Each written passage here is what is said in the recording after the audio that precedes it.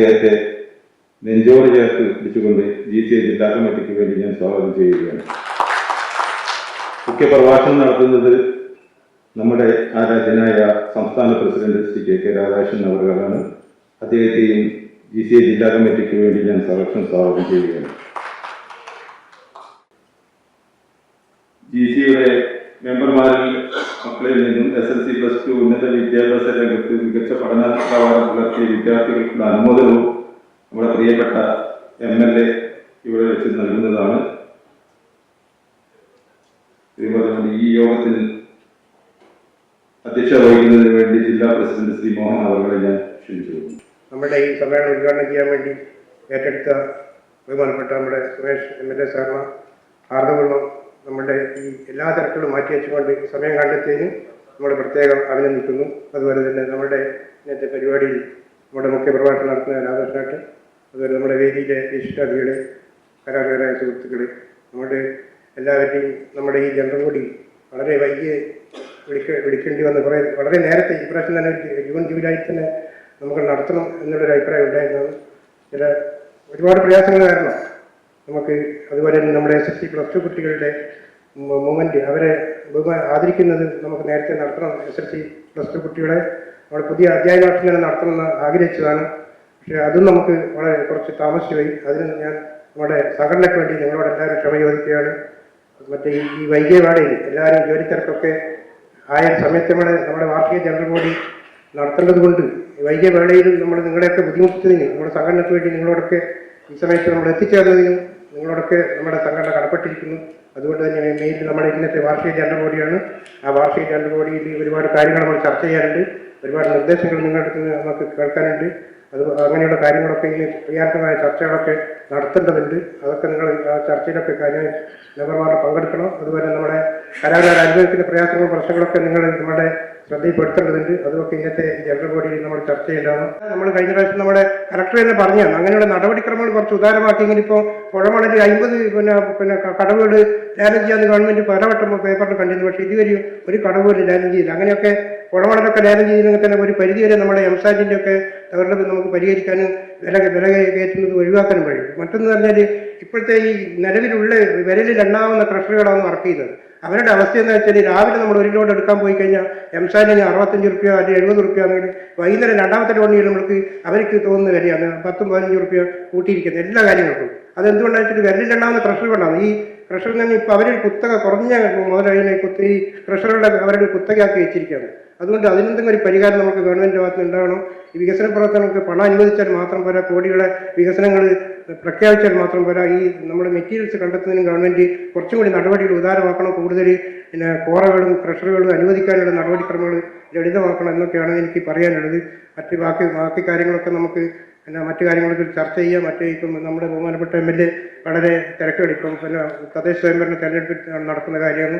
ആ സമയത്ത് വളരെ എല്ലാ തിരക്കുകളും മാറ്റിവെച്ച് നമ്മുടെ സമ്മേളനം ഉദ്ഘാടനം ചെയ്യാൻ വേണ്ടിയിട്ട് എത്തിച്ചേർന്നതുകൊണ്ട് തന്നെ നമ്മൾ മറ്റു കാര്യങ്ങളിലേക്കൊന്നും കടക്കുന്നില്ല.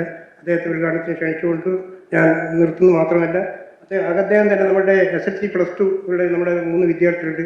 അവർക്ക് മൂവ്മെൻറ്റും അദ്ദേഹത്തിൻ്റെ കയ്യിൽ തന്നെ കൊടുക്കാൻ വേണ്ടി ഞാൻ അഭ്യർത്ഥിക്കുകയാണ്. അത്രയും പറഞ്ഞുകൊണ്ട് അദ്ദേഹത്തെ ക്ഷണിച്ചുകൊണ്ട് ഞാൻ നിർത്തുന്നു. വളരെ ബഹുമാനരായിട്ടുള്ള വിശിഷ്ട വ്യക്തികളെ, മറ്റ് ഗവൺമെന്റ് കോൺട്രാക്ടേഴ്സ് അസോസിയേഷന്റെ മെമ്പർമാരെ, കേരളത്തിന്റെ ഒരു പൊതു വളർച്ച അതിന് ഇൻഫ്രാസ്ട്രക്ചർ മേഖലയിൽ വളരെ ദീർഘവീക്ഷണത്തോടുള്ള പദ്ധതികൾ ആവിഷ്കരിച്ച് മുന്നോട്ട് പോകുന്നതിനാണ് ഗവൺമെന്റ് മുൻതൂക്കം നൽകുകയും ചെയ്യുന്നത്. കിഫ്ബി എന്നത് ഒരു 25-30 വർഷം അപ്പുറം നടക്കേണ്ട ഒരു കാര്യമാണ് ഇപ്പോൾ നടക്കുന്നത്.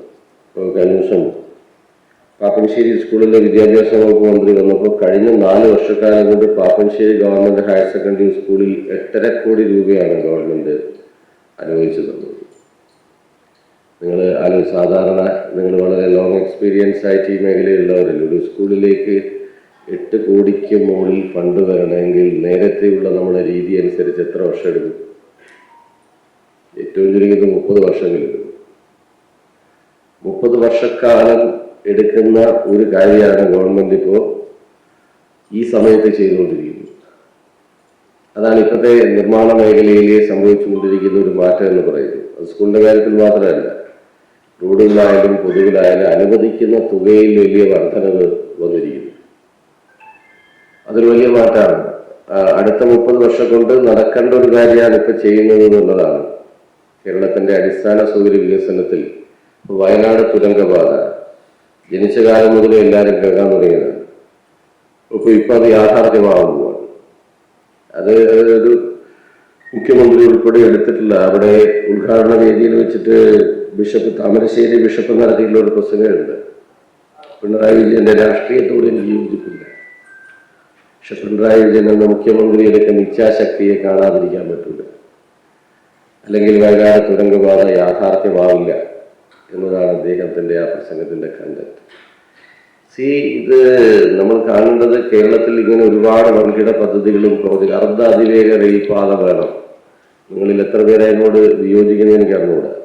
പക്ഷെ യാഥാർത്ഥ്യ ബോധമുള്ളവർക്ക് അതിനോട് യോജിക്കാതിരിക്കാൻ പറ്റില്ല. ഗതാഗത മേഖലയിൽ യാത്രയിൽ കേരളത്തിന് അനിവാര്യമായിട്ടുള്ള ഒന്നാണ് ഒരു സെമി സ്പീഡ് റെയിൽവേ സംവിധാനം എന്നത് വളരെ മസ്റ്റായി കേരളത്തിൽ മാറിയിരിക്കുന്നു. ഇങ്ങനെ തുടങ്ങി കേരളത്തിന്റെ ഒരു പൊതു ഇൻഫ്രാസ്ട്രക്ചർ ഡെവലപ്മെന്റ് മേഖലയിൽ നമ്മൾ കുറച്ചുകൂടി ഒരു പ്രോഗ്രസീവായ നിലപാട് സ്വീകരിക്കുകയും, നിങ്ങൾ സ്വീകരിക്കുന്നതല്ല ഞാൻ പറഞ്ഞു, നമ്മുടെ പൊതുസമൂഹത്തിൽ ഉണ്ടാകുന്ന ഒരു ആറ്റിറ്റ്യൂഡ് അതൊരു പ്രശ്നം പൊതുവിൽ സൃഷ്ടിക്കുകയും ചെയ്യുന്നുണ്ട്. ഇൻഫ്രാസ്ട്രക്ചർ മേഖലയിലെ ഈ വികസനത്തിന് എക്സ്ട്രീം പരിസ്ഥിതിവാദവും നമുക്കിത് തടസ്സമായിട്ട് വരുന്നുണ്ട്. ഇപ്പൊ ടെക്നോളജിയുടെ വികാസത്തോടു കൂടി പരിസ്ഥിതിക്ക് വലിയ കോട്ടമില്ലാത്ത നിർമ്മാണം ലോകത്ത് പല സ്ഥലത്തും ആരംഭിച്ചു കഴിഞ്ഞു. പക്ഷെ ആ അർത്ഥത്തിലല്ല നമ്മുടെ നാട്ടിലെ ചിലർ വളരെ എക്സ്ട്രീം തീവ്രമായ പരിസ്ഥിതിവാദം ഉയർത്തുക. ആ തീവ്ര പരിസ്ഥിതിവാദത്തെ നമ്മൾ മുന്നോട്ട് കൊണ്ടുപോകാനല്ല സഹായിക്കുക. കേരളം പോലെ ഭൂമി അതീവ സെൻസിറ്റീവായ സ്ഥലത്ത് നമ്മൾ എന്ത് ചെയ്യും? എന്താ ചെയ്യുക? എവിടെയാ ഭൂമി എടുക്കാനില്ല? ചെറുക്കൽ പഞ്ചായത്തില് 2 ഏക്കർ ഭൂമി എവിടെയെങ്കിലും ഒരു വികസന പ്രവർത്തനത്തിന് കിട്ടുമോ? മിനേഷറിനൊക്കെ ഇവിടെ ഉണ്ടോ? കിട്ടുമോ? അപ്പോൾ ഈ എക്സ്ട്രീം പരിസ്ഥിതിവാദവും പ്രകൃതിയും മനുഷ്യനും ചേർന്ന ഒരു സസ്റ്റൈനബിൾ ആയിട്ടുള്ള ഡെവലപ്മെന്റ് എന്നത് ശരി. പക്ഷേ അതിനപ്പുറത്തേക്ക് ഇതൊന്നും തൊടാൻ പാടില്ല, പിടിക്കാൻ പാടില്ല എന്ന് പറഞ്ഞാൽ സംഭവിക്കുന്നത്. അപ്പൊ ടെക്നോളജി ഉപയോഗിച്ചുകൊണ്ട് പ്രകൃതിക്ക് ദോഷമില്ലാത്ത നിർമ്മാണ മേഖലയിലേക്ക് നമുക്ക് പോകണം. അത് പ്രധാനമാണ്. ലോകത്ത് ഒരുപാട് രാജ്യങ്ങൾ, ചൈനയ്ക്ക് അവര് 800 അടി മേലെ ഗ്ലാസ് ബ്രിഡ്ജ് ഉണ്ടാക്കി. ഇതിനിടെ അതിൽ ഉദ്ഘാടനം നടന്നു. അതിൽ പോയി സഞ്ചരിച്ച ഒരാൾ കഴിഞ്ഞ ദിവസം എന്നോട് പറഞ്ഞു, ഗ്ലാസ് ബ്രിഡ്ജ് ഉണ്ടാക്കിയിരിക്കുന്നത് 800 അടി 800 എത്രയോ കിലോമീറ്ററോ മുകളിൽ മേഘത്തിന്റെ അടുത്ത് ഇതേ ഗ്ലാസ് ബ്രിഡ്ജ് ഉണ്ടാക്കി എത്രയോ കിലോമീറ്റർ യാത്രയാണ് ചൈനയിൽ. നമുക്ക് ഊഹിക്കാൻ പറ്റുന്ന കാര്യമാണ്. 3 സെക്കൻഡ് കൊണ്ട് 250 കിലോമീറ്റർ പിന്നിടുന്ന ട്രെയിൻ അവർ ലോഞ്ച് ചെയ്തു. 3 സെക്കൻഡാന്ന് ആലോചിച്ചോളാം. 6 സെക്കൻഡാകുമ്പോൾ തിരുവനന്തപുരത്തെത്തും എന്ന് പറഞ്ഞാല് ഇതാണ് ലോകം. ഈ യാഥാർത്ഥ്യം കാണാതെ നമ്മൾ ഇവിടുത്തെ ഈ ഡപ്പാ വിട്ട് കളിച്ച് ഇവിടെ ഇങ്ങനെ അതും പറഞ്ഞിരുന്നാൽ നടക്കാൻ പോകുന്ന കാര്യമില്ല. ഈ അത്ര വേഗതയിൽ ലോകം സഞ്ചരിച്ചുകൊണ്ടിരിക്കുകയാണ്. അത്ര വേഗതയിലേക്കാണ് ലോകം. സാങ്കേതിക വിദ്യയുടെ വളർച്ചയുടെ പ്ലാനായിട്ടാണ് കേരളത്തിന്റെ ഈ വികസന മേഖലയിൽ നാം തീവ്ര പരിസ്ഥിതിവാദവുമായിട്ടൊക്കെ വരുന്നവരെ അല്ല, അങ്ങനെയുള്ള അന്തരീക്ഷവും നമ്മുടെ പൊതു ഇൻഫ്രാസ്ട്രക്ചർ ഡെവലപ്മെന്റ് മേഖലയിൽ ഒരു വലിയ പ്രതിസന്ധി സൃഷ്ടിക്കുന്നുണ്ട് എന്ന് നമ്മൾ ഗൗരവമായിട്ട് കാണേണ്ട ഒരു കാര്യമാണ്. ഈ ഒരു വാദം മാറാതെ ഒരുപാട് കാര്യങ്ങൾ നമുക്ക് ചെയ്യാൻ പറ്റും. ഇന്ന് ടെക്നോളജി ഡെവലപ്മെന്റിന്റെ ഭാഗമായിട്ട് ഒരുപാട് കാര്യങ്ങൾ കടലിടുക്കിലൂടെ പാലം ഉണ്ടാക്കിയിട്ടുണ്ട് ചൈന. ആണ് ചെയ്യുന്നത്. നമ്മൾ സമ്മതിക്കും? ഇവിടെ ആരെങ്കിലും സമ്മതിക്കും? അപ്പോൾ 50 മീറ്റർ മറ്റേ നല്ല മന്ത്രി ഇവിടെയുള്ള ഉദ്യോഗസ്ഥ വിഭാഗത്തിലുണ്ട്. ഇങ്ങനെയെല്ലാം ലോകത്തുണ്ടാകുന്ന ഒരു വലിയ മാറ്റം, ആ വലിയ മാറ്റത്തെ നമ്മൾ കാണാതെ കേരളം ഒരു വലിയ അർബനൈസേഷൻ ഇന്ത്യയിൽ ഏറ്റവും കൂടുതൽ നടക്കുന്ന സ്റ്റേറ്റാണ് കേരളം. ഇനി നിങ്ങൾക്ക് ഭൂമിയൊന്നും ഒരു 5-10 വർഷം കഴിഞ്ഞാൽ ഒരു കാര്യത്തിനും കിട്ടാൻ പോകുന്നില്ല. 10 വർഷം കഴിഞ്ഞാൽ കേരളത്തിൽ എവിടെ ഭൂമി കിട്ടുന്ന? തൃശ്ശൂർ വരെ ഇപ്പൊ കിട്ടാനില്ല, 1/2 ഏക്കർ വരെ കിട്ടാനില്ല എന്നാണ്. ഇപ്പൊ ഇങ്ങോട്ട് മലയോര മേഖലയിൽ, മലബാർ മേഖലയിലാണ് കുറച്ചെങ്കിലും ഉള്ളത്. എന്ത് ചെയ്യും? എങ്ങനെയാ കാര്യങ്ങൾ മുന്നോട്ട്? അപ്പോൾ നമുക്ക് സാങ്കേതിക വിദ്യ, അതിൻ്റെ ഭാഗമായുള്ള പുതിയ സാഹചര്യ അന്തരീക്ഷം ഇതൊക്കെ ചേർന്ന് ഈ മേഖലയ്ക്കകത്ത് ശക്തമായൊരു മൂവ്മെന്റ് അനിവാര്യമായൊരു ഘട്ടം കൂടിയുണ്ട് എന്ന് സാന്ദർഭികമായി സൂചിപ്പിച്ചുകൊണ്ട് ഏതായാലും ഗവൺമെന്റ് കോൺട്രാക്ടേഴ്സ് അസോസിയേഷൻ എന്ന നിലയിൽ നിങ്ങൾ നടത്തിക്കൊണ്ടിരിക്കുന്ന ശ്രമങ്ങൾ സ്വാഭാവികമായിട്ട് ഈ മേഖലയിലെ പ്രശ്നങ്ങൾ ഉണ്ടാവാം. സർക്കാർ പൊതുവിൽ ഇത്തരം പ്രശ്നങ്ങളൊക്കെ പരിഹരിക്കുന്നതിന് വേണ്ടിയിട്ടുള്ള ശ്രമമാണ് ഇപ്പോൾ നടത്തിക്കൊണ്ടിരിക്കുന്നത്. മറ്റു കൂടുതൽ കാര്യങ്ങളിലേക്ക് പോകാതെ കണ്ണൂർ ജില്ലാ സമ്മേളനത്തിൻ്റെ ഉദ്ഘാടനം നമ്മളെല്ലാവരും കൂടി ചേർന്ന് നിർവഹിച്ചതായിട്ട് അറിയിച്ച് ഞാൻ എൻ്റെ വാക്ക് അവസാനിപ്പിക്കും.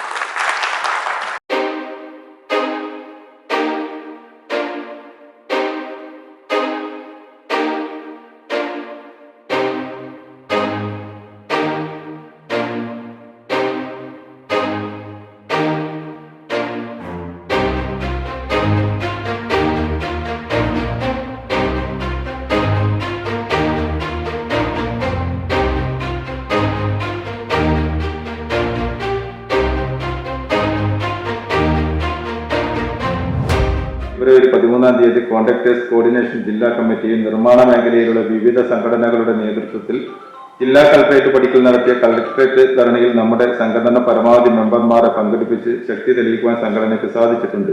ഇന്നത്തെ സാഹചര്യത്തിൽ ഈ കരാർ മേഖല നമ്മളെ കരാറുകാരെ നിലനിർത്തി കൊണ്ടുപോവുക എന്നുള്ളത് ഒരു വിധത്തിൽ മുന്നോട്ട് പോകാൻ പറ്റാത്തൊരവസ്ഥയിൽ നോക്കിക്കൊണ്ടിരിക്കുകയാണ്. കാരണം യാതൊരു മാനദണ്ഡവുമില്ലാതെ ഇന്നലെ 50 ഉറുപ്പികയ്ക്ക് പിറ്റേ ദിവസം രാവിലെ ചെല്ലുമ്പോൾ 55 രൂപ, അത് 2 ദിവസം കഴിഞ്ഞ് ചെല്ലുമ്പോൾ 60 രൂപ, ഈ രീതിയിലാണ് മെറ്റീരിയൽസിന്റെ വില വർദ്ധിപ്പിച്ചുകൊണ്ടിരിക്കുന്നത്. കേന്ദ്ര ഗവൺമെന്റിന്റെ എല്ലാ പദ്ധതികൾക്കും റേറ്റ് വേരിയേഷൻ ഉണ്ട്. റേറ്റ് ഒരു 6 മാസത്തിൽ കൂടുതൽ പീരീഡ് കഴിഞ്ഞ് കഴിഞ്ഞാൽ റേറ്റ് വേരിയേഷൻ അനുവദിച്ചു കൊടുക്കുന്നുണ്ട്. അപ്പോൾ അവർക്കൊക്കെ അതിന്റെ ബെനിഫിറ്റ് കിട്ടും. നമ്മൾ ചെറുകിട കരാറുകാരെ സംബന്ധിച്ച് ഒരു മാർഗ്ഗവും ഇല്ല. കേരളത്തിലെ ചെറുകിട കരാറുകാരെ സംബന്ധിച്ചിടത്തോളം നമ്മൾ ഇന്ന് നടക്കുന്ന ഒരു വില കണ്ട് ഒരു വർക്ക് എടുത്തു കഴിഞ്ഞാൽ ഒരു മാസം കഴിഞ്ഞ് പ്രവൃത്തി തുടങ്ങാനാകുമ്പോഴേക്കും വില വല്ലാതെ വർദ്ധിച്ചുകൊണ്ടിരിക്കുകയായിരുന്നു. ഈ അവസ്ഥയിൽ മുന്നോട്ട് പോയി കഴിഞ്ഞാൽ കരാറുകാർ ഓരോ ദിവസവും കരാറുകാരുടെ എണ്ണം കുറഞ്ഞ് ഈ മേഖലയിൽ നിന്ന് പുറത്തായിക്കൊണ്ടിരിക്കുന്ന ഒരു അവസ്ഥയാണ്. ഇപ്പം തന്നെ കേരളത്തിൽ അങ്ങോളം ഇങ്ങോട്ടും എണ്ണിക്കഴിഞ്ഞാൽ നമുക്കൊക്കെ അറിയാം, വൻകിട കരാറുകാർ പോലെ നിന്നു പോയിട്ടുള്ള കുറേയധികം കരാറുകാരുണ്ട്, വൻകിട കരാറുകാർ. അതുപോലെ തന്നെ ചെറുകിട കരാറുകാർ നമ്മൾ നടന്ന ജോലി ഈ മേഖലയിൽ നിന്ന് വിട്ടുപോയി മറ്റ് മേഖലയിൽ തേടി ഒരു മാർഗ്ഗമില്ലാതെ മാറി നിൽക്കുന്ന എത്രയോ ആൾക്കാരുണ്ട്. അപ്പോൾ ഈ അവസ്ഥ നമ്മൾക്ക് ഇനി വരാതിരിക്കണം. നമ്മളെന്താ വെച്ചാൽ ഇന്നും ഗവൺമെൻറ് മുന്നിൽ നമ്മൾ എന്തെങ്കിലും ഒരു കാര്യം പറയുമ്പം അവരുടെ മുന്നിൽ ഒറ്റയൊരു കാര്യമുള്ളൂ, ഇത്രയൊക്കെ നിങ്ങൾക്ക് പ്രതിസന്ധി ഉണ്ടായിട്ട് നിങ്ങൾ ഇപ്പോഴും ടെൻഡർ എടുക്കുന്നത് 20-25% വിലയില്ലേ എന്നുള്ള ചോദ്യം പറയുമ്പം അതിന് നമുക്ക് തിരിച്ചൊരു മറുപടി പറയാൻ പറ്റുന്നില്ല. അത് പ്രത്യേകിച്ച് നമ്മൾ ഈ മലബാറിലെ 2-3 ജില്ലകളിൽ ഈ പ്രശ്നം തിരിച്ചുണ്ടാകുന്നത്. തെക്കൻ ജില്ലകളിൽ ഈ പ്രതിഭാസം ഇല്ല. ഈ മലബാറിലെ 2-3 ജില്ലകളിലാണ് ഈ പ്രതിഭാസം. അല്ലാതെ ഒന്നുമല്ലാത്ത രീതിയിൽ ഈ 15%, 18-20% വരെയൊക്കെ വിലയിന് പോകുന്നതാണ്. അപ്പോൾ ആ ഒരു സംവിധാനത്തിൽ നിന്ന് മാറ്റം വരുത്താൻ നമ്മൾ കരാറുകാർ സംയുക്തമായ ഒരു തീരുമാനത്തിലേക്ക് വന്നാൽ മാത്രമേ ഈ പ്രതിസന്ധിയിൽ നിന്ന് നമുക്ക് രക്ഷപ്പെടാൻ കഴിയുള്ളൂ. ഇല്ലേ നമ്മൾ ഓരോരുത്തരും ഇല്ലാതായിത്തീരും. അതാണ് വരാൻ പോകുന്ന ഒരവസ്ഥ. അപ്പോൾ ആ രീതിയിലുമുണ്ട്. ഇപ്പം നമുക്ക് ഇപ്പം ഇപ്പം പഞ്ചായത്ത് ഇലക്ഷൻ പ്രഖ്യാപിച്ചു, ത്രിതല പഞ്ചായത്ത് ഇലക്ഷൻ വന്നു. ഇപ്പോഴിന്നലെ എല്ലാവരും ചർച്ച ചെയ്യുന്നത്, ഏറ്റവും കൂടുതൽ ചർച്ച ചെയ്യുന്നത് നമ്മൾ ചെയ്ത പ്രവൃത്തികളാണ്. ഏത് വാർഡിനെ കുറിച്ച് പറയുമ്പോഴും ഏത് പ്രദേശത്തെക്കുറിച്ച് പറയുമ്പോൾ എല്ലാവർക്കും ചർച്ച ചെയ്യാനുണ്ടാവുക ആ പ്രദേശങ്ങളിൽ നടന്നിരിക്കുന്ന വികസന പ്രവർത്തനങ്ങളെ കുറിച്ചാണ്. ആ വികസന പ്രവർത്തനങ്ങളുടെ ഒക്കെ കയ്യൊപ്പ് നമ്മളുടേതാണ്. എല്ലാ പ്രവർത്തനവും നടത്തിയിരിക്കുന്നത് നമ്മളാണ്. എന്നാലോ നമ്മൾ ഇന്ന് വട്ടപ്പൂജ്യത്തിലേക്ക് പോയിക്കൊണ്ടിരിക്കുകയും ചെയ്യും. ഒരു രീതിയിൽ നമ്മളെ സംരക്ഷിക്കുന്നതിനായില്ല ഒരു തീരുമാനവും ഗവൺമെൻറ് നടത്തില്ല. പണ്ട് കാലങ്ങളിൽ നമുക്ക് കരാർ പണി എടുക്കുമ്പം സാമ്പത്തിക പ്രതിസന്ധി മാത്രമുണ്ട്, കരാറുകാരുടെ ബില്ല് കിട്ടാനുള്ള കാലതാമസം മാത്രമുണ്ട്.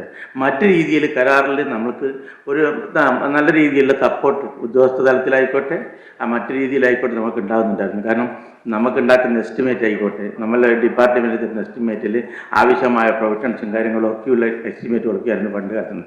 അന്ന് ആകെ നമുക്കുണ്ടായിരുന്നിടത്ത പ്രശ്നം എന്തായിരുന്നു വെച്ചാൽ ബില്ല് കിട്ടാനുള്ള കാലതാമസം മാത്രമായിരുന്നു. ഇന്നത് മാറി. നമ്മൾ ഏതൊക്കെ രീതിയിൽ കട്ട് ചെയ്യാൻ പറ്റുന്നോ ആ രീതിയിൽ ഓരോ എസ്റ്റിമേറ്റിലും എന്തെങ്കിലും ഒരു ചെറിയൊരു ബെനിഫിറ്റ് കരാറുകാരനുണ്ടെങ്കിൽ അതടക്കം കട്ട് ചെയ്ത് ഈവൻ ഓരോ കോൺക്രീറ്റുകളുടെ റേഷ്യോ കുറച്ച് ഇപ്പം 1:4 വേണ്ട സ്ഥലത്ത് അത് 1:36 ആക്കി. അങ്ങനെ ഓരോ രീതിയിലും ഏതൊക്കെ രീതിയിൽ നമ്മളെ എസ്റ്റിമേറ്റിൽ നമ്മളെ കട്ട് ചെയ്ത് തീർക്കാൻ പറ്റുമോ അതൊക്കെ തീർത്തു കഴിഞ്ഞു. അതുപോലെ തന്നെ നിയമപരമായി ഏതൊക്കെ രീതിയിൽ നമ്മളെ കൺട്രോൾ ചെയ്യാൻ പറ്റുന്ന ആ രീതിയിലൊക്കെ കൺട്രോൾ ചെയ്ത് കഴിഞ്ഞു. ഇനി നമുക്കാകെ പിടിച്ചു നിൽക്കാൻ പറ്റുന്നതെന്ന് വെച്ചാൽ ഒരു വിധത്തിൽ അങ്ങനെ യാതൊരു വിധത്തിലൊരു സേവിങ്സും നമുക്ക് ഒരു വിധത്തിലും കിട്ടാൻ പോകുന്നില്ല. അതെല്ലാം നിയന്ത്രണത്തിൻ്റെ വിധേയമായി കഴിഞ്ഞു മുഴുവൻ കാര്യങ്ങൾ.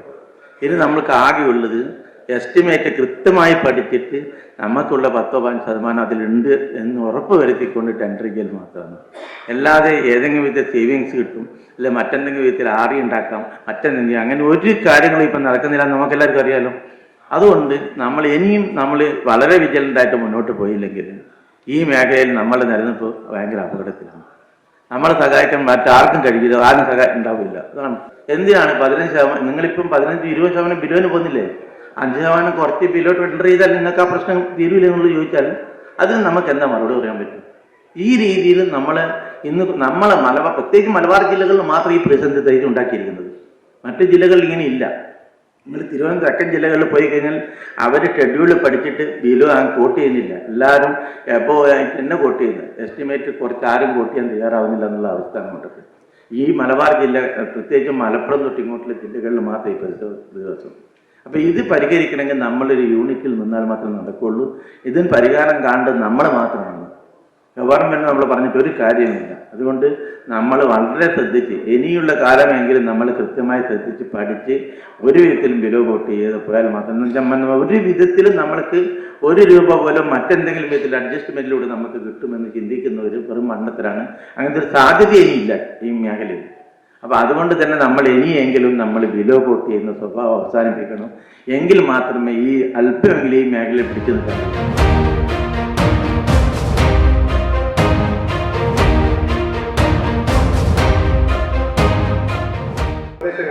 നിർദ്ദേശങ്ങൾ തരാൻ വേണ്ടി നമ്മുടെ യൂണിറ്റ് സെക്രട്ടറി രീതിയിൽ പ്രവർത്തനം മെച്ചപ്പെട്ടിട്ടില്ല തന്നെയാണ് എൻ്റെ അഭിപ്രായം. കാരണം ഒരു യൂണിറ്റ് വിളിച്ചാൽ എല്ലാവരും എത്തിച്ചേരാത്ത അവസ്ഥ തന്നെയാണ് ഇപ്പോൾ ഉള്ളത്. അതിലൊരു മാറ്റം എല്ലാവരും വിചാരിച്ചാലേ നടക്കൂ. അതുമാത്രമാണ് കാര്യമായിട്ട് പറയാനുള്ളത്. നമ്മുടെ ഈ സംഘടന ഇപ്പം പറഞ്ഞിട്ട് കാര്യമൊന്നുമില്ല. നമ്മളൊരു കരാറെടുത്ത് മെറ്റീരിയൽ കിട്ടാത്ത അവസ്ഥ നമ്മളിപ്പോൾ ഇവിടെ പറഞ്ഞിട്ട് കാര്യമൊന്നുമില്ല. എല്ലാവർക്കും ഉള്ള ഒരു അവസ്ഥയാണ്. നമ്മളിപ്പോൾ ഇവിടെ കൂടുതൽ പറഞ്ഞിട്ട് കാര്യമില്ല.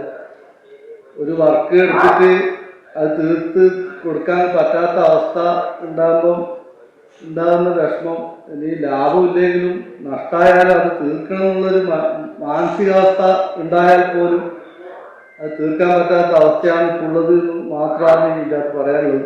നമ്മൾ കരാറുകാരെ സംബന്ധിച്ചിടത്തോളം തുടക്കം മുതൽ എല്ലാവരും പറഞ്ഞതുപോലെ തന്നെ വളരെ പരിതാപകരമായ, വളരെ സങ്കീർണമായ ഒരവസ്ഥയിൽ കൂടിയാണ് കടന്നു പോകുന്നത്. എല്ലാവർക്കും അറിയാവുന്ന ഒരു കാര്യം തന്നെയാണ്. അതിന് എന്തൊക്കെ പ്രതിവിധികൾ നമുക്ക് കണ്ടുപിടിക്കാം, നമ്മുടെ രാധാകൃഷ്ണൻ പറഞ്ഞതുപോലെ അതിനെക്കുറിച്ചാണ് നമ്മൾ ആലോചിക്കേണ്ടത്. നമ്മൾ എല്ലാ വർഷവും ഒരു ജനറൽ ബോഡി മീറ്റിംഗ് കൂടി തിരിയുന്നുണ്ട്. നമ്മൾ മേൽഘടകങ്ങളുമായി ബന്ധപ്പെട്ട് അതാത് മന്ത്രിമാര് അങ്ങനെ ആ രീതിയിൽ ബന്ധപ്പെട്ട് നമുക്ക് എന്തെല്ലാം കാര്യങ്ങൾ നേടിയെടുക്കാൻ പറ്റും എന്നതിനെക്കുറിച്ച് ആലോചിക്കണം എന്ന് ഞാൻ ബഹുമാന്യായ നമ്മുടെ സംസ്ഥാന പ്രസിഡന്റിനോട് അപേക്ഷിക്കുകയാണ്. എങ്കിൽ മാത്രമേ ആദ്യം നമ്മുടെ പ്രതിവേട്ടം പറഞ്ഞതുപോലെ നമ്മുടെ മെമ്പർമാരിപ്പം ശരിക്കും പറഞ്ഞാൽ നമ്മളൊരു യൂണിറ്റിൽ മീറ്റിംഗ് വിളിച്ചാൽ മെമ്പർമാരില്ല. ഇങ്ങനെ ഒരു പ്രോഗ്രാമിന് ജനറൽ ബോഡിക്ക് വിളിച്ചാൽ വരാൻ ആരും താല്പര്യപ്പെടുന്നില്ല. അവർ പറയുന്നത് ഇതുകൊണ്ട് എന്ത് കാര്യം, ഈ സംഘടന കൊണ്ട് എനിക്കോ അല്ലെങ്കിൽ സംഘടനയ്ക്ക് യാതൊരു ഗുണവും കിട്ടുന്നില്ല. അപ്പം നമ്മൾ പറയും മാറി വരുന്ന സർക്കാരുകൾ നിലപാടുകൾ അവർ കടുപ്പിച്ച് എടുക്കുകയാണ്. അതിൽ മാറ്റം വരുത്താൻ ഗവൺമെന്റ് തന്നെ നിൽക്കുന്നില്ല. ഇപ്പം ആണെങ്കിലും നമുക്കറിയാം ഫെഡറേഷൻ അവരാണെങ്കിലും ഒരുപാട് പ്രവർത്തനങ്ങൾ നടത്തുന്നുണ്ട്, സമരങ്ങൾ നടത്തുന്നുണ്ട്. പക്ഷേ നമുക്കൊന്നും അതിൻ്റെ ഒരു ഗുണവും ആർക്കും ലഭിക്കുന്നില്ല എന്നുള്ളതാണ് ഒരു വസ്തുത.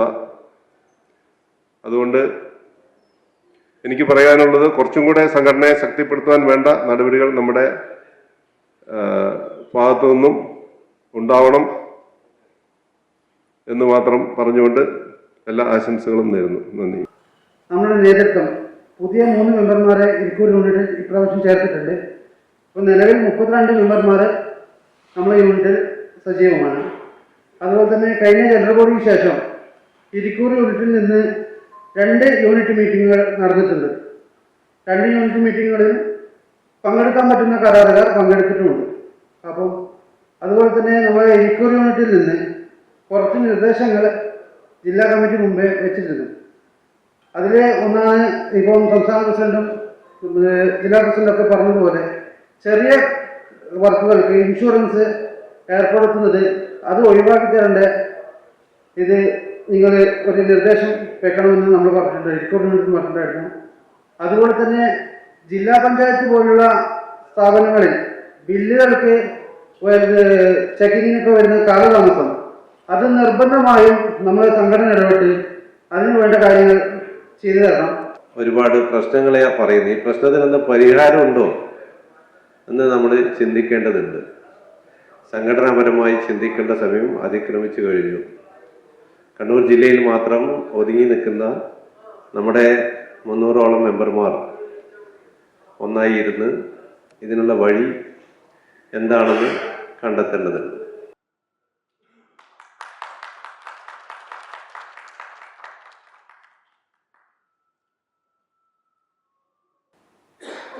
കരാർ മേഖലയിലെ എൻ്റെയും നിങ്ങളുടെയും മുന്നോട്ടുള്ള പ്രയാണത്തിൽ ഭരണാധികാരികളുടെ ഭാഗത്തു നിന്ന് അനുകൂലമായ സമീപനങ്ങളല്ല വരുന്നത് എങ്കിൽ അത്തരം ആളുകളെ പരിഗണിക്കരുത് എന്ന് ഞാൻ വിനയത്തോടു കൂടി ഇതിൻ്റെ നേതാക്കന്മാരോട് പറയാം. ഞാൻ ഉൾപ്പെടെയുള്ള നേതൃത്വത്തോട് പരിഗണിക്കപ്പെടുന്നവർ നമുക്ക് കൂടി ഗുണകരമായ നിലപാടുകൾ സ്വീകരിക്കുന്നവരാണ്. മൈക്കിന്റെ മുമ്പിൽ നിന്ന് പ്രഖ്യാപനങ്ങൾ നടത്തുന്നതിനപ്പുറത്ത് ഈ കഴിഞ്ഞ ഏതാനും വർഷങ്ങളായി കരാറുകാർ ഉയർത്തുന്ന ഏതെങ്കിലും ഒരു വിഷയത്തിൽ കരാറുകാർക്ക് അനുകൂലമായി സർക്കാരിന്റെ ഭാഗത്തു നിന്ന്, ഏത് സർക്കാരായാലും ഞാൻ പറയാം, സർക്കാരിന്റെ ഭാഗത്തു നിന്ന് ഏത് തരത്തിലുള്ള നേട്ടമാണ് അല്ലെങ്കിൽ നമ്മളുടെ വിഷയങ്ങൾക്കനുസരിച്ച പരിഹാരമാണ് ഉണ്ടായത് പരിശോധിക്കേണ്ടതാണ്. ഇപ്പൊ കേരളം അഭിമുഖീകരിക്കുന്ന ഏറ്റവും വലിയ പ്രശ്നം എന്താണ്? കോറ ക്രഷർ മേഖലയിലെ പ്രതിസന്ധിയാണ്. നിരവധിയായ കോറകൾ അടച്ചുപൂട്ടലിന്റെ വക്കിലാണ്, അടച്ചുപൂട്ടിക്കഴിഞ്ഞു. സ്വാഭാവികമായും ലഭ്യത കുറയുമ്പോൾ വില കൂട്ടും. ഞാനിപ്പോൾ മനസ്സിലാക്കുന്നത് അടുത്ത 17 കൂടി വീണ്ടും കോറ ഉൽപ്പന്നങ്ങളുടെ വില വർദ്ധിപ്പിക്കാനുള്ള രഹസ്യമായ തീരുമാനം അവരെടുത്തു കഴിഞ്ഞു എന്നുള്ളതാണ്. വീണ്ടും വില വർദ്ധിക്കുമ്പോൾ നമുക്കറിയാം, കോഴിക്കോടിന്റെ കിഴക്കൻ മേഖലകളിൽ നിന്ന് കണ്ണൂരിലേക്ക് യഥേഷ്ടം മെറ്റീരിയൽ വന്നുകൊണ്ടിരുന്ന ഒരു സാഹചര്യം ഉണ്ടായിരുന്നു. കോറക്കാർ പോലും ക്രഷറുകാർ പോലും അവിടെയുള്ള കോറകളിൽ നിന്ന് സാധനങ്ങൾ കൊണ്ടുവരുന്ന ഒരു സാഹചര്യം ഉണ്ടായിരുന്നു. ഇപ്പൊ കർണാടകത്തിൽ നിന്ന് രാത്രിയുടെ മണിക്കൂറുകളിൽ സാധനങ്ങൾ വന്നുകൊണ്ടിരിക്കുക. അപ്പൊ അവിടെയെല്ലാം കേരളത്തിന്റെ ഇന്നത്തെ, പ്രത്യേകിച്ച് മലബാർ മേഖലയിലെ ഈ പ്രതിസന്ധിയെ ചൂഷണം ചെയ്യുന്ന കച്ചവടക്കാരുണ്ടാകുന്നു. ആ ചൂഷണത്തിന് വിധേയപ്പെടുന്നത് ഞാനും നിങ്ങളും ഉൾപ്പെടെയുള്ള ആളുകളാണ്. ഞാനും നിങ്ങളുമാണ് അതിന്റെ പ്രതിസന്ധിയിൽ വല്ലാതെ പ്രയാസപ്പെടുന്നത്. എന്തു പരിഹാരമുണ്ട് നമ്മുടെ മുമ്പിൽ? ഏതെങ്കിലും തരത്തിൽ അത് പരിഹരിക്കാനുള്ള മാർഗം നമ്മുടെ മുമ്പിലുണ്ടോ? ഉണ്ടെങ്കിൽ മാത്രമേ നമുക്ക് ഇതുമായി ബന്ധപ്പെട്ട് മുന്നോട്ട് പോകാൻ സാധിക്കൂ. ഇപ്പോൾ സിമന്റിന് വലിയ വിലക്കുറവ് ഇന്ന് മാർക്കറ്റിനകത്ത് ഉണ്ടായിക്കൊണ്ടിരിക്കുക. സിമന്റിന്റെ വിലക്കുറവ് നമുക്ക് അനുകൂലമാണ്. പക്ഷേ നമുക്ക് അത്യന്താപേക്ഷിതമായി അടിയന്തരമായി വേണ്ടുന്ന മെറ്റീരിയലുകൾക്ക് പലതിനും ഇന്ന് വലിയ ക്ഷാമം നേരിടുന്നു. അപ്പൊ ഇതിന്റെ പരിഹാരം നമ്മൾ ഒരുപാട് കാലമായി പറഞ്ഞുകൊണ്ടിരിക്കുകയാണ്. ഹരിത ട്രിബ്യൂണൽ ഉൾപ്പെടെയുള്ള കേന്ദ്ര ഏജൻസികൾ അതുമായി ബന്ധപ്പെട്ട് അതിന്റെ പ്രവർത്തനവുമായി ബന്ധപ്പെട്ട് മുന്നോട്ട് പോകുമ്പോൾ അത് പരിഹരിക്കേണ്ടത് എളുപ്പത്തിൽ പരിഹരിക്കാൻ സാധിക്കും എന്നൊന്നുമില്ല. പക്ഷെ കുറച്ചുകൂടി ഇടപെടൽ കൊണ്ട് പരിഹരിക്കാൻ പറ്റുന്ന മേഖലകളുണ്ട് കേരളത്തിൽ. ആ മേഖലകളിൽ പരിഹാര മാർഗങ്ങൾ നിർദ്ദേശിക്കപ്പെടുന്നില്ല എന്നുള്ളത് നമ്മുടെ പ്രയാസങ്ങൾക്ക് ആക്കം കൂട്ടുകയല്ലാതെ നമ്മുടെ ക്ഷേമത്തിന് വേണ്ടിയുള്ള ഒരു പ്രവർത്തനം ഉണ്ടാകുന്നില്ല എന്നുള്ളത്. അതുപോലെ തന്നെയാണ് ബില്ലുകൾ മാറുന്നതുമായി ബന്ധപ്പെട്ട് കിഫ്ബി ഉൾപ്പെടെയുള്ള പ്രവർത്തനങ്ങൾ. ഇപ്പൊ പൊതുമരാമത്ത് മേഖലയിൽ നമുക്കറിയാം, നമ്മളെല്ലാവരും PWDയുടെ പ്രവൃത്തികൾ ഏറ്റെടുത്ത് നടത്തിക്കൊണ്ട് മുന്നോട്ട് പോയവരാണ്. ഇന്ന് ആ മേഖലകളിൽ പ്രവൃത്തി എത്ര എണ്ണമുണ്ട് എന്ന് ചോദിച്ചാൽ നമ്മളെല്ലാവരും ആശങ്കപ്പെട്ടതുപോലെ ക്ലബ്ബ് ചെയ്ത റോഡ് പ്രവൃത്തികൾ മെയിൻ്റനൻസ് ഗ്രാന്റിൽ ഉൾപ്പെടുത്തിക്കൊണ്ട് നടപ്പിലാക്കാൻ തീരുമാനിച്ചപ്പോൾ ചെറുകിട കരാറുകാർ ഒരു പരിധിവരെ പൊതുമരാമത്ത് മേഖലയിൽ നിന്ന് തന്നെ പുറകോട്ട് പോയി. ക്ലബ്ബ് ചെയ്തുകൊണ്ട് മുന്നോട്ട് പോകുന്ന മെയിൻ്റനൻസ് വർക്കുകൾ വലിയ ദൂരം റോഡുകളെ ഏറ്റെടുക്കുകയും അതിന്റെ കാര്യങ്ങളുമായി ബന്ധപ്പെട്ട് മുന്നോട്ട് പോവുകയും ചെയ്യുമ്പോൾ GCA അതിന്റെ പ്രവർത്തനത്തിൽ, അതിന്റെ ആദ്യ പ്രാരംഭ പ്രവർത്തനത്തിൽ ഇടപെട്ടുകൊണ്ട് ജില്ലാതലത്തിൽ വിളിച്ചു ചേർത്ത യോഗത്തിൽ പങ്കെടുത്ത ഒരാളായിരുന്നു ഞാൻ. അത് വളരെ വ്യക്തമായും ശക്തമായും ആ വിഷയങ്ങളിൽ ചെറുകിട കരാറുകാർ നേരിടാൻ പോകുന്ന പ്രതിസന്ധികളെ കുറിച്ച് സൂചിപ്പിച്ചിരുന്നു. പക്ഷേ സർക്കാരിന്റെ ഭാഗത്ത് തീരുമാനം വരികയും ഇനി അങ്ങനെയാണ് പൊതുമരാമത്ത് റോഡ് മെയിൻ്റനൻസ് പ്രവൃത്തികൾ നടക്കുക എന്ന തീരുമാനം വരികയും ചെയ്താൽ അപ്പുറത്തേക്ക് പോകാൻ നമുക്ക് സാധ്യമല്ല. നിയമനിർമ്മാണം നടത്തവർ തീരുമാനിച്ചു കഴിഞ്ഞാൽ ആ നിയമനിർമ്മാണത്തെ അട്ടിമറിക്കാൻ ബില്ലുകളെയോ ഓർഡിനൻസിനെയോ മറികടക്കാനുള്ള ശേഷിയൊന്നും ഇന്ന് കേരളത്തിലെ കരാറുകാർക്കില്ല. മുമ്പ് കാലങ്ങളിൽ ഉണ്ടായിരുന്നിട്ടുണ്ടാകാം, മുൻകാലങ്ങളിൽ ഉണ്ടായിരുന്നിട്ടുണ്ടാവാം. സർക്കാരിന്റെ തീരുമാനങ്ങളെ പോലും മാറ്റാൻ പറ്റുന്ന കരാറുകാരൊക്കെ ഉണ്ടായിട്ടുണ്ട്. പക്ഷെ ഇന്ന് അത്തരത്തിലുള്ള ആളുകളില്ല എന്നതാണ് ഞാൻ മനസ്സിലാക്കിക്കൊണ്ടിരിക്കുന്നത്. സമ്മേളനത്തിൽ നമ്മളിന്നിവിടെ ഈ പരിപാടി ഉദ്ഘാടനം ചെയ്യാനെത്തിയ ബഹുമാന്യായ MLA KV സുമേഷ് അവർക്ക് ആദ്യമായി നന്ദി രേഖപ്പെടുത്തുന്നു. അതോടൊപ്പം ഈ പരിപാടിയിലെ മുഖ്യ പ്രഭാഷകൻ നമ്മുടെ സംസ്ഥാന നേതാവ് രാധാകൃഷ്ണൻ അവർക്കും നമ്മുടെ ജില്ലാ പ്രസിഡന്റ് മോഹനൻ അവർക്കും കണ്ണൂർ ജില്ലാ കമ്മിറ്റിയുടെ പേരിൽ നന്ദി രേഖപ്പെടുത്തുന്നു. അതോടൊപ്പം ഈ വേദിയിലിരിക്കുന്ന മറ്റു നേതാക്കന്മാർ, GCയുടെ മെമ്പർമാർ എല്ലാവർക്കും ഒറ്റ വാക്കിൽ നന്ദി രേഖപ്പെടുത്തിക്കൊണ്ട് നിലപാട് നിർത്തുന്നു. ജയ് ഹിന്ദ്, ജയ് GC.